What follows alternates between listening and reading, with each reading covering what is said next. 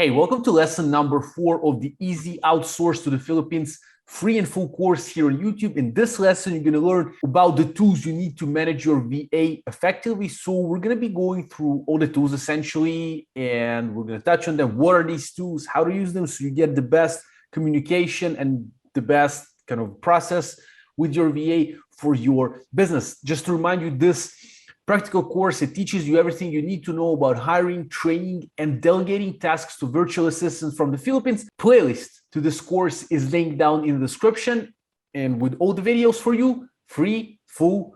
And in the end of each video that you're watching, you're also going to have the video that leads you to the next lesson. And my name is Vova Evans, seller on Amazon since late 2016.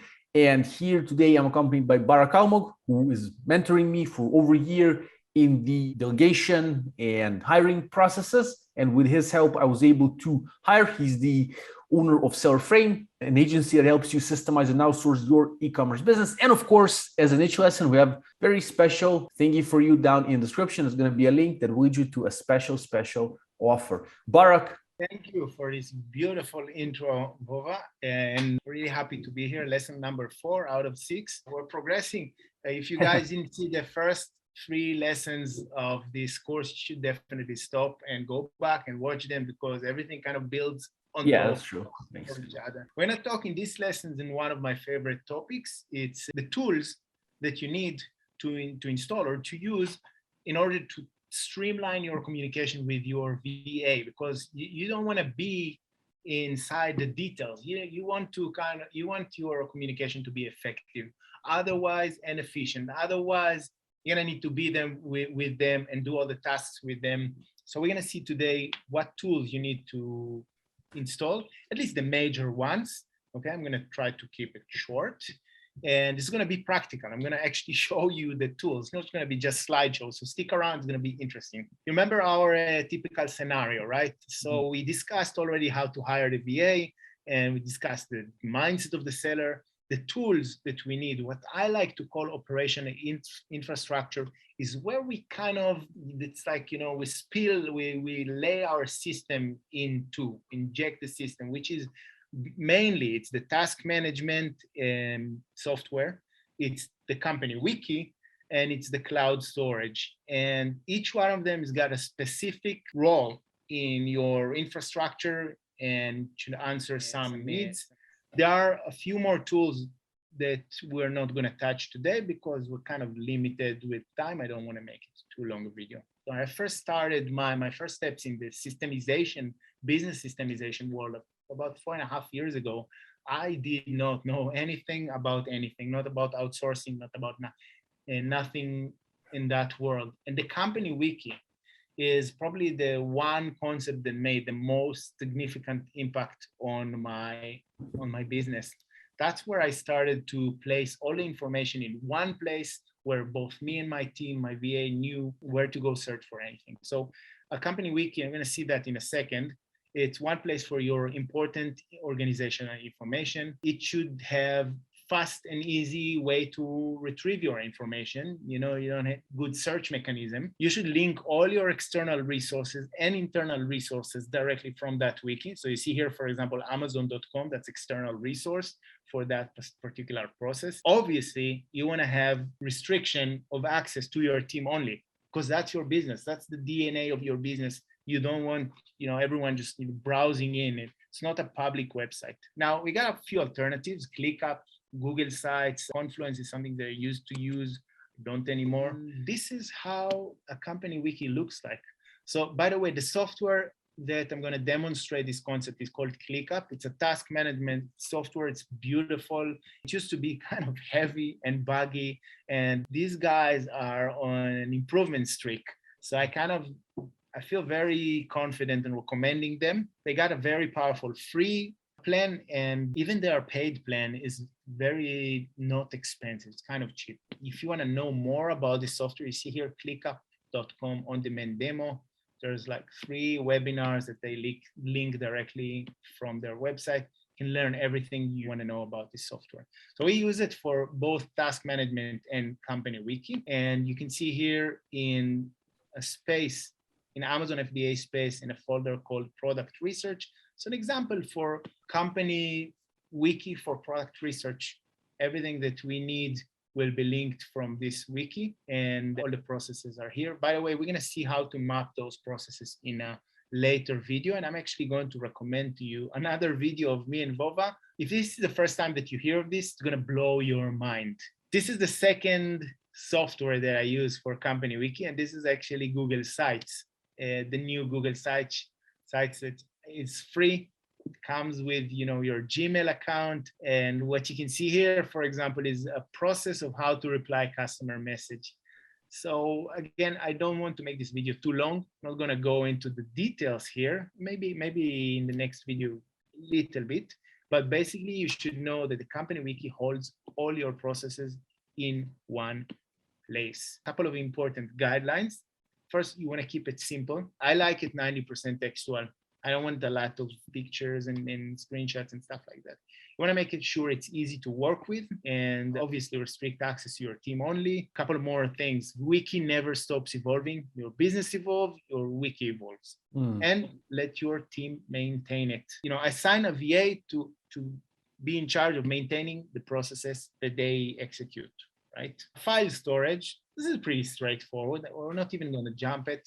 I use the file storage is a place you want to keep large files. So for example, if the company wiki, it keeps, for example, the process of how to create package for your Amazon product, then the branding files, all right, the Photoshop and the Illustrator files from the designer, they're going to wait for you in the storage, not in the wiki. Okay, so the storage is a place for you and your team to access files that are relevant to your operation. So obviously you want to restrict access to the team only. You can work together on various files. You have version control, which is very useful. I use it more than once, and you can restore lost files.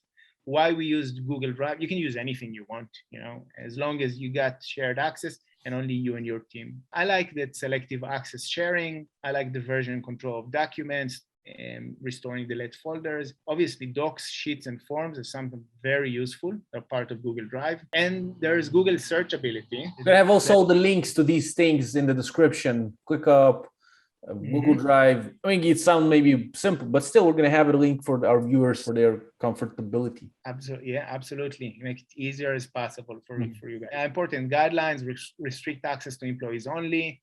Don't let it mess up. This is actually important, Like, for example, you have, templates for customer service or something like that. And you're going to see that you have development versions. Remove anything that's not operational from there, because it messes up and then it gets hard to find what you actually need. It's really a small tip, but important. And link to file from your wiki. So for example, if you get like a file, a product spec file, then link it from your wiki so that your VA doesn't need to go and find it here.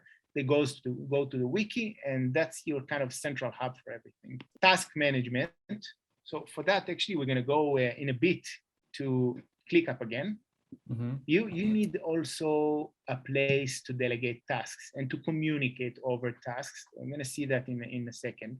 And that's not the wiki, and that's not the drive. Okay, so the task management we're going to use is ClickUp. The reason we use the task management is to, like I said, delegate and communicate over tasks. We want to reduce chats interruption to minimum. You don't want your VA to kind of chat with you over Slack or WhatsApp every second. If something is not urgent, he's going to chat directly in the task management. That's a great place. That's a place to hold recurring tasks. So if your VA, for example, does keyword research weekly, then once he completes the task, a new task for the next week pops up. You don't need to remember. Backlog for future tasks, that's kind of a place to put tasks where we're not sure yet when we're going to execute. It should be there. We got a few alternatives: a ClickUp, Asana, Monday, Trello. We're not going to go into them. Google Calendar and Excel are horrible. I mean, I would suggest use either Trello or Asana, or of course ClickUp, which I'm going to show here. And let's go to ClickUp.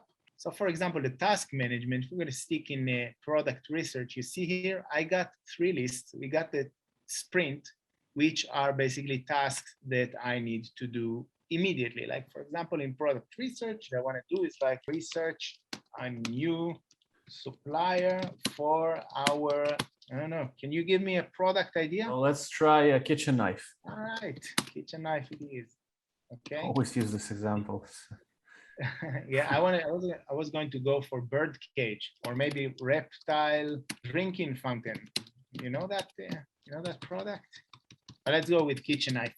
So this is the task that has to be completed once and like immediately. So for example, I can do a save here and I can assign it to my VA.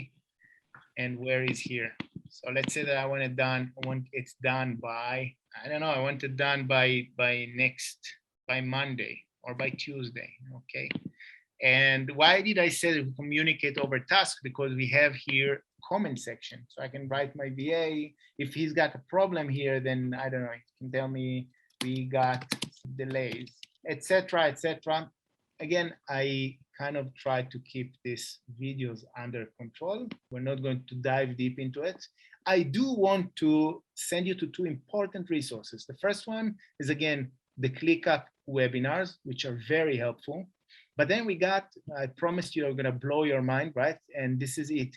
If you're new to all this systemization and you're not sure how all these things come together, actually, Vova and me, we gathered up on May 2nd, 2020, and we talked about restocking process for Amazon seller with a company wiki and task management, Asana, which is very similar.